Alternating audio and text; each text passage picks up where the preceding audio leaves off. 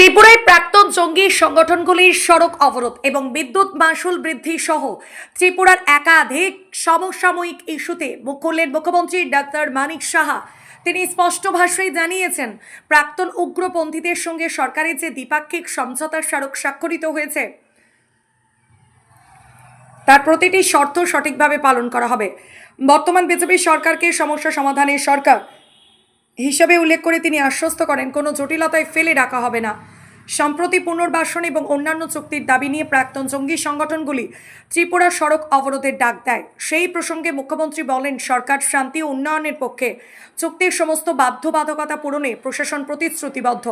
একই সঙ্গে ত্রিপুরার প্রধান বিরোধী রাজনৈতিক দলগুলির তীব্র সমালোচনা করে মুখ্যমন্ত্রী বলেন, বিরোধী দলগুলি যখন সরকারে ছিল তখনও এবং বর্তমানে বিরোধী আসনে বসেও অত্যন্ত ঋণাত্মক বা নেতিবাচক মানসিকতা নিয়ে এগোচ্ছে। তারা সাধারণ মানুষের সমস্যা সমাধানের চেয়ে রাজনীতি করতে বেশি ব্যস্ত। পাশাপাশি মুখ্যমন্ত্রী বলেন, ত্রিপুরায় বিদ্যুৎ মাশুল বৃদ্ধি নিয়ে তৈরি হওয়া ক্ষোভ এবং জনমানুষের উদ্বেগ দূর করতেও পদক্ষেপ নিয়েছে সরকার। বিদ্যুৎ মাশুল বৃদ্ধি নিয়ে ইতিমধ্যে উচ্চ পর্যায়ের বৈঠক হয়েছে। সাধারণ মানুষের উপর যাতে অতিরিক্ত বোঝা না চাপে সেদিকেই নজর রেখে খুব শীঘ্রই এই সমস্যার একটি গ্রহণযোগ্য সমাধানের সূত্র বের করা হবে। ত্রিপুরা থেকে বিক্রম কর্মকারের report, crime press Bengal news.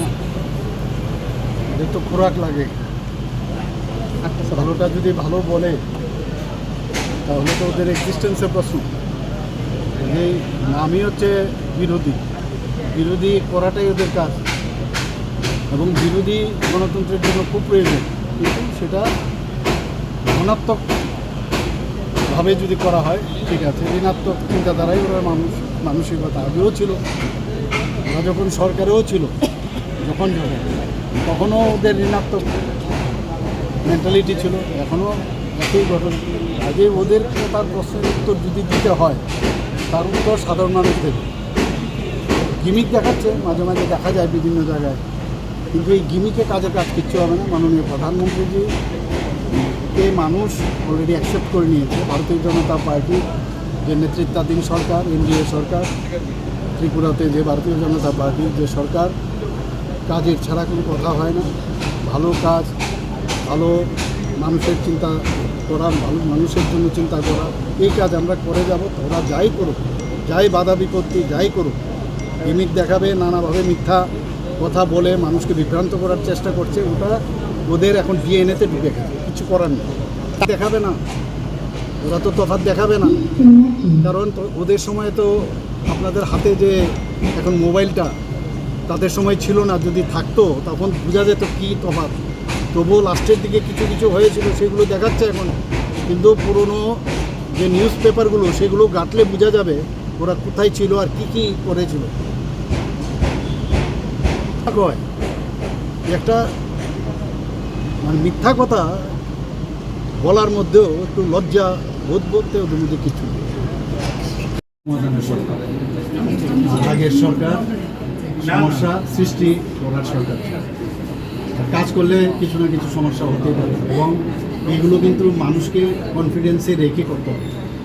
এরকম না ইচ্ছাকৃত, অনেক জিনিস আছে যেগুলো অনিচ্ছাকৃত, তারপরও মনে হলো যে বিষয়গুলো নিয়ে আলোচনা দরকার এবং কিছু জিনিস আছে যেগুলো ইচ্ছে করলে এখনই করে দিতে পারে, আবার কিছু আছে যে কারোর উপর ডিপেন্ড থাকতে হবে। তো এইসব সার্বিক যে বিষয় আছে, এই বিষয়গুলো আপনারা কালকে দেখেছেন, আমরা আলোচনা করেছি এবং আমি নিশ্চিত আমরা কিছু না কিছু একটা সমাধানের রাস্তা আমরা করব এবং মানুষের স্বার্থে আমরা কাজ করব। মানুষের ভোটেই কিন্তু আমরা আজকে চেয়ারে বসে আছি, সরকার গঠন করেছি, কাজে মানুষকে বাদ দিয়ে কী করা হবে, কাজে ওনাদের যে সমস্যা এবং কীভাবে সমাধান করা যায়, আমরা বিরোধীদের কনস্ট্রাকটিভ হওয়ার যে চিন্তাভাবনা তাকে আমরা সম্মান জানাই, কিন্তু আননেসেসারি যেভাবে ঘোলা ধরে ওরা মাছ ধরার চেষ্টা করে তাকে আমরা সমর্থন করি এবং মানুষকে খেপিয়ে দেওয়ার যে চেষ্টা, সেটা আমি বলবো যে আমরা অত্যন্ত নিন্দনীয়, এই ধরনের করা উচিত নয়। এই সরকার বাস্তবিক অর্থেই মানুষের জন্য কাজ করবে এবং আপনারা দেখবেন একের পরে আস্তে আস্তে করে আমরা এই কাজগুলো ঠিক করব।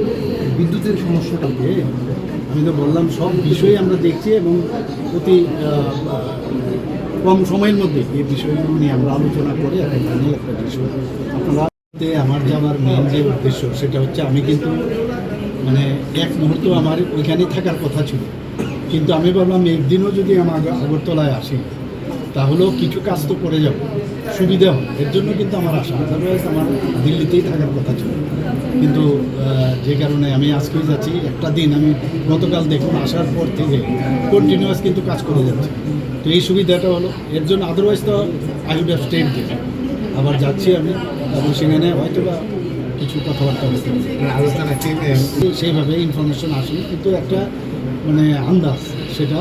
কারণ আমাদের যে নিয়ম অনুসারে আগের থেকে কিছু বলা হয় না, একদম 11th আওয়ারেই বলবে যে, কারণ অনেক প্রসেস থাকে, প্রসেসের পরে যখন সিদ্ধান্ত উপনীত হয় তারপরেই বলে যে আপনি চলে আসুন, তখন কথা হবে।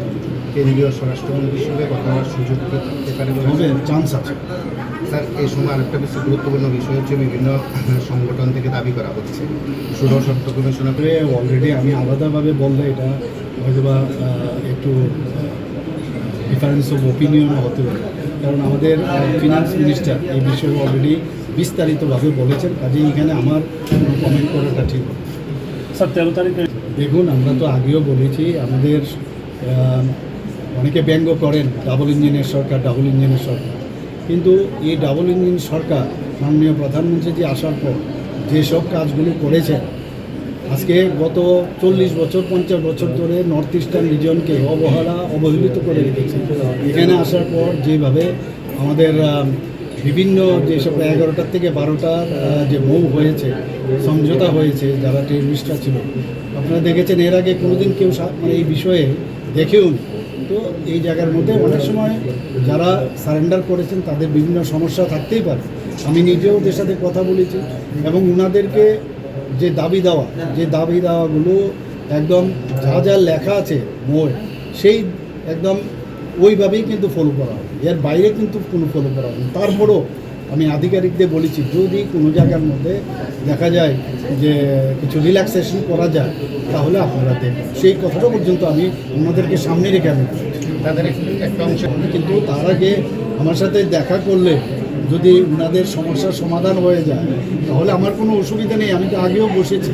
তো একটু সময়ের সমস্যা আছে, আদারওয়াইজ আমার যে মেসেজটা যারা আমাদের আধিকারিক আছেন ওনারা দিয়েছেন যে আমি কী বলতে চাইছি, এবং যে সমস্যাগুলো আছে আমি দেখা করি, কোনো অসুবিধা নেই।